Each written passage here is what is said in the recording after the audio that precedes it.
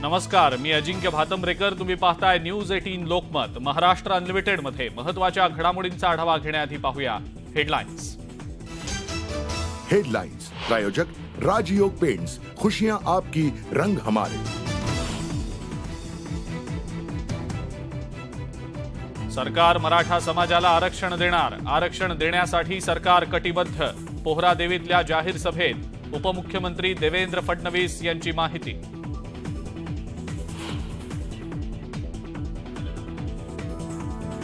जातनिहाय जनगणनेच्या मुद्द्यावरनं उपमुख्यमंत्री फडणवीसांचा काँग्रेसवर हल्लाबोल. त्यांना आता ओबीसींची आठवण का झाली? फडणवीसांचा खोचक सवाल.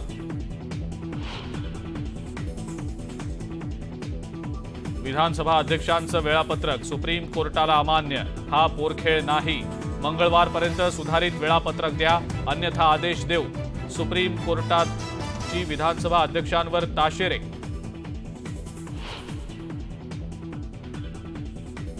विधानसभा अध्यक्षांकडून चालढकल सुरू. कोर्टाची नाराजी स्पष्टपणे दिसून आली. अनिल परबांचं विधानसभा अध्यक्षांवर टीकास्त्र.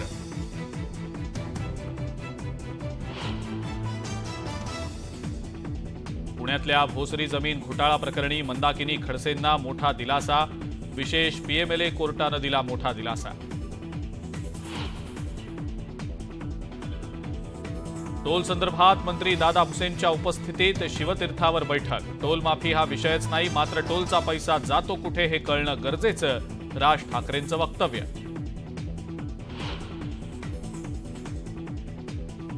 अंतरवाली सराटीमध्ये उद्या होणाऱ्या जरांगे पाटलांच्या सभेच्या पार्श्वभूमीवर तयारी आता अंतिम टप्प्यात.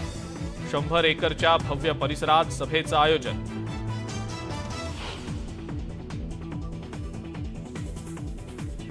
आणि मुंबई विमानतळावरून 5,68,00,000 रुपये किमतीचं कोकेन जप्त.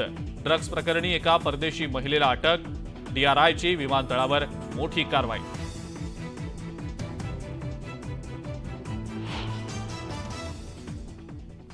महत्वाची बातमी बुलेटिनच्या सुरुवातीलाच आपण पाहणार आहोत. शिवसेना आमदार अपात्रतेच्या मुद्द्यावरनं सुप्रीम कोर्टानं पुन्हा एकदा विधानसभा अध्यक्ष राहुल नार्वेकर यांना फटकारलंय. विधानसभा अध्यक्षांना कोर्टानं का सुनावलंय, यामागचं नेमकं कारण काय, पाहूयात याच संदर्भातला आमचा हा खास रिपोर्ट. सुप्रीम कोर्टाचे राहुल नार्वेकर यांच्यावर ताशेरे. नार्वेकर यांना सुप्रीम कोर्टाचा अल्टिमेटम. आमदार अपात्रता प्रकरणी कोर्टाचे खडे बोल. शिवसेना आमदार अपात्रता प्रकरणी शुक्रवारी सर्वोच्च न्यायालयानं विधानसभा अध्यक्ष राहुल नार्वेकर यांच्यावर कठोर शब्दात ताशेरे ओढले. शिवसेना उद्धव बाळासाहेब ठाकरे पक्षानं सर्वोच्च न्यायालयात विधानसभा अध्यक्षांच्या विरोधात दाखल केलेल्या याचिकेवर सुनावणी दरम्यान सुप्रीम कोर्टानं संतप्त अशी प्रतिक्रिया दिली आहे. कुणीतरी विधानसभा अध्यक्षांना सांगायला हवं की सर्वोच्च न्यायालयाचे आदेश डावलू शकत नाहीत. कोणत्या प्रकारचं वेळापत्रक ते न्यायालयाला सांगत आहेत? सुनावणीच्या वेळापत्रकाचा अर्थ सुनावणीत दिरंगाई करणं हा असू नये, नाहीतर याचिकाकर्त्यांची शंका बरोबर ठरेल. या स्पष्ट शब्दात सरन्यायाधीश धनंजय चंद्रचूड यांनी आपला संताप व्यक्त केला. या सुनावणी दरम्यान महाधिवक्ता तुषार मेहता यांनी विधानसभा अध्यक्ष राहुल नार्वेकर यांची बाजू मांडली. अध्यक्षांना विशिष्ट प्रकारे सुनावणी घ्यावी असं इतर पक्ष सांगत आहेत, असा तक्रारीचा सूर मेहता यांनी लावला. पण त्यावरून सुप्रीम कोर्टानं विधानसभा अध्यक्षांच्या कार्यपद्धतीवर ताशेरे ओढले. जून महिन्यापासून काय घडलंय हा गोंधळ असता कामा नये. विधानसभा अध्यक्षांच्याकडून योग्य प्रकारे सुनावणी घेतली जावी. त्यांनी रोजच्या रोज ही सुनावणी घेऊन पूर्ण करायला हवी होती. आपण नोव्हेंबर नंतर सुनावणी घेऊ असं ते म्हणू शकत नाहीत.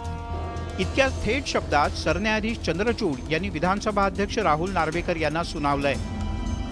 खूप कडक शब्दात सुप्रीम कोर्टाने विधानसभा अध्यक्षांवर ताशेरे ओढलेले आहेत. सुप्रीम कोर्ट असंही म्हणलंय की हा पोरखेळ नाहीये. आम्ही जर आदेश मे मध्ये दिलाय तर तुम्ही लवकर निर्णय घेणं अपेक्षित आहे. त्यामुळे राहुल नार्वेकरांच्या वकिलांनी असं सांगितलं की मला मंगळवारपर्यंत वेळ द्या. सुप्रीम कोर्ट इथपर्यंत गेलं की ते म्हणले तुषार मेहतांना की तुम्ही आणि महाराष्ट्राचे अॅडव्होकेट जनरल अध्यक्षांबरोबर बसा आणि त्यांना काहीतरी समजवा. कपिल सिब्बल यांनी याचिकाकर्त्यांची बाजू मांडली. पुढच्या वर्षी निवडणुका आहेत, हा केवळ एक फार्स आहे. त्यांनी काल 4 तास सुनावणी घेतली, कारण आज सर्वोच्च न्यायालयात सुनावणी होती, असा सवाल सिब्बल यांनी केला. सुप्रीम कोर्टानं या प्रकरणाची गंभीर दखल घेतली आहे. आम्ही 14 जुलै 2023ला या प्रकरणात निकाल दिला होता, पण त्यानंतर सुद्धा काही कार्यवाही केली जात नसेल तर आम्हाला न्यायलाजानं म्हणावं लागेल की त्यांनी 2 महिन्यात निर्णय द्यावा. सोमवारपर्यंत जर विधानसभा अध्यक्षांनी सुनावणीचं वेळापत्रक जाहीर केलं नाही तर आम्ही त्यांना वेळापत्रक ठरवून देऊ, कारण आमचे आदेश पाळले जात नाहीत. महाराष्ट्रातील निवडणुकांच्या आधी निर्णय घेतला जायला हवा. अशा स्पष्ट शब्दात सरन्यायाधीश चंद्रचूड यांनी विधानसभा अध्यक्षांची कानउघाडणी केली. आमदार अपात्रता प्रकरणी सर्वोच्च न्यायालयानं ताशेरे ओढल्यामुळे आता विधानसभा अध्यक्ष कोणती भूमिका घेणार याकडे सगळ्यांचं लक्ष लागलंय. Bureau report, news 18 Lokmat. Shiv Sena आमदार अपात्रतेच्या मुद्द्यावरनं सुप्रीम कोर्टानं राहुल नार्वेकरांना फटकारलंय आणि दरम्यान यानंतर आता राजकारण चांगलंच रंगल्याचं दिसतंय. ठाकरे गटातले आमदार अनिल परब यांनी विधानसभा अध्यक्षांकडनं वेळ काढूपणा सुरू असल्याची टीका केली आहे. तसंच सुप्रीम कोर्टाकडूनच न्याय मिळेल अशी अपेक्षा असल्याचं खासदार सुप्रिया सुळे यांनी म्हटलंय.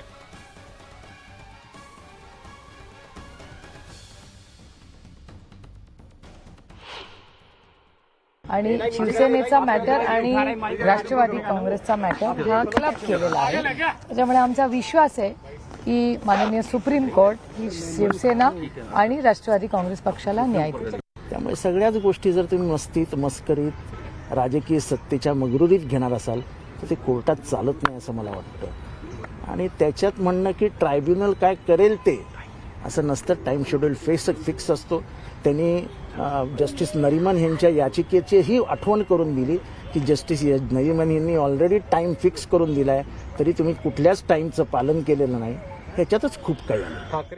जास्तीत जास्त 2 महिन्यात हे प्रकरण संपवावं असं आज कोर्टाने माननीय सुप्रीम कोर्टाने आज सांगितलेलं आहे.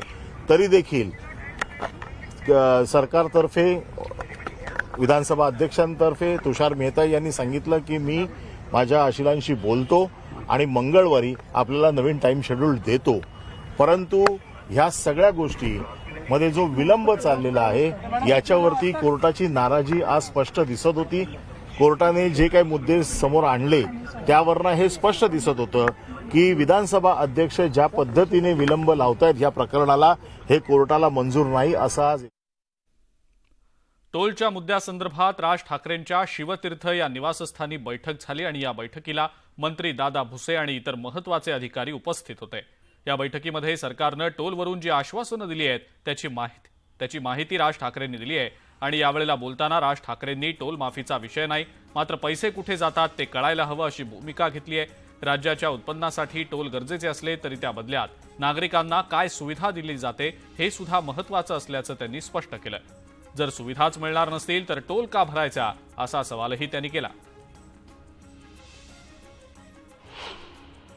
राज्याचा रेव्हेन्यू बरोबर आहे हा विषय नाहीये. राज्याला रेव्हेन्यू नाही मिळाला राज्य चालू शकत नाही. त्याच्यामुळे तुम्हाला फ्युएल सेस असेल किंवा इतर जे टॅक्सेस असतील हे लागतात. आपल्याला फक्त विषय असा आहे की हा टॅक्स जातो कुठे, ज्याच्या मोबदल्यात आपल्याला काय मिळतंय. जर सगळे टॅक्स भरून, टोल भरून, रोड टॅक्स भरून, फ्युएल सेस भरून पण आपल्याला चांगले रस्ते मिळत नसतील आणि नाक्यावरती जर समजा टोल नाक्यावरती दादागिरीची भाषा ऐकायला लागणार असेल सर्वसामान्यांना, तर हे पैसे भरून आम्हाला काय मिळतंय. म्हणजे साधारणपणे स्वच्छतागृह पण जर समजा मिळत नसतील याच्यात तर उपयोग काय या गोष्टींचा. याच्यासाठीचा मला असं वाटतं हा विषय होता. पुढचे 15 दिवस या सर्व एंट्री पॉइंट्स वरती सरकारतर्फे कॅमेरे लावले जातील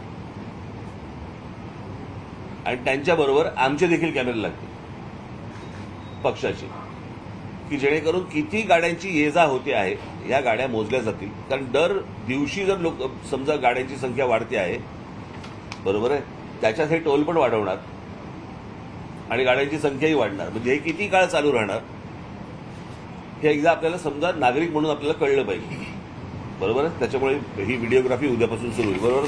आता ठाण्याच्या लोकांना आनंदनगर टोल नाका क्रॉस करून परत जर समजा ऐरोलीच्या टोल नाक्यावरती यायचं असेल दोनदा टोल भरायला लागतो. तो टोल एकदाच भरवला जाईल, एक तर आनंदनगर किंवा ऐरोली 1 महिन्याच्या आत शासन निर्णय घेईल. सर्वेक्षण करणार, त्याचंही सर्वेक्षण करणार की ठाण्यावरून मुळात किती गाड्या जात आहेत ते.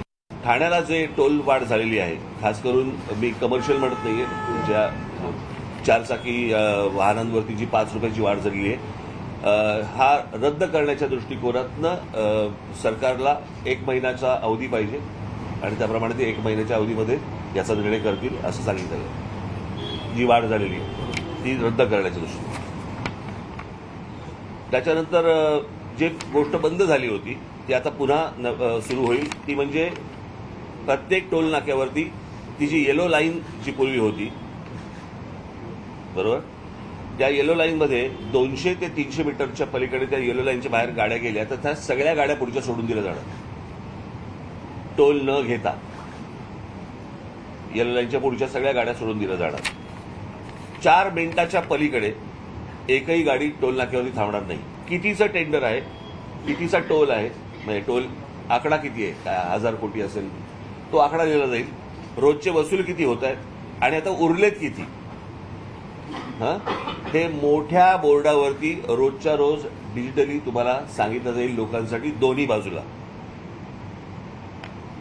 की तुम्हालाही कळेल की किती पैसे आपण आतापर्यंत जमा झालेले आहेत, किती जमा व्हायचे आणि आज दिवसभरामध्ये किती जमा झाले आतापर्यंत, हे तुमच्या समोर येईल. पुण्याच्या महाराष्ट्र राज्य शिक्षण बचाव समितीनं आता आक्रमक भूमिका घेतलेली आहे. विविध शिक्षक आणि शिक्षकेतर संघटनांनी कंत्राटी शासकीय नोकर भरती आणि शाळा समायोजन धोरणाच्या विरोधात धडक मोर्चा काढला. राज्य सरकारच्या धोरणांचा विरोध करण्यासाठी विविध संघटना आणि राजकीय पक्षांच्या नेत्यांनी देखील या मोर्चात सहभाग घेतला. राष्ट्रवादीचे आमदार रोहित पवार, काँग्रेस नेते मोहन जोशी या मोर्चात सहभागी झाले. यावेळेला बोलताना कंत्राटी भरतीचा GR हा रद्द झालाच पाहिजे असं रोहित पवारांनी म्हटलंय. त्याचबरोबर शरद पवारांनी अजित पवारांच्या मुख्यमंत्रीपदाबाबत केलेल्या वक्तव्यावर सुद्धा रोहित पवारांनी आपलं मत मांडलंय.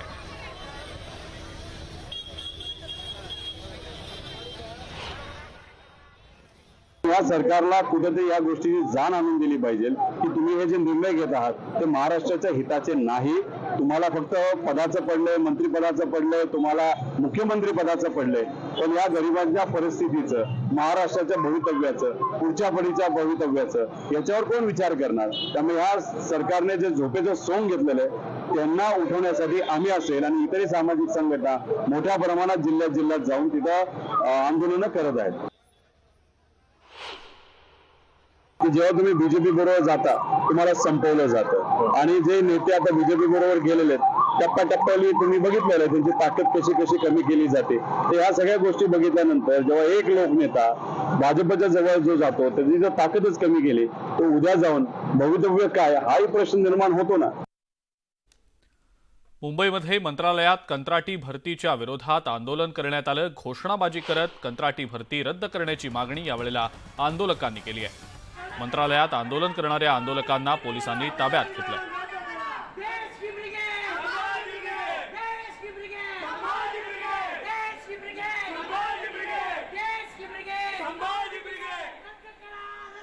अंतरवाली सराटीमध्ये उद्या मनोज जरांगे पाटलांची जाहीर सभा होतीये. या सभेच्या पार्श्वभूमीवर आता अंतिम टप्प्यात ही सगळी तयारी आलेली आहे. सुमारे 100 एकर परिसरात भव्य मंडप व्यवस्था या ठिकाणी करण्यात आलेली आहे.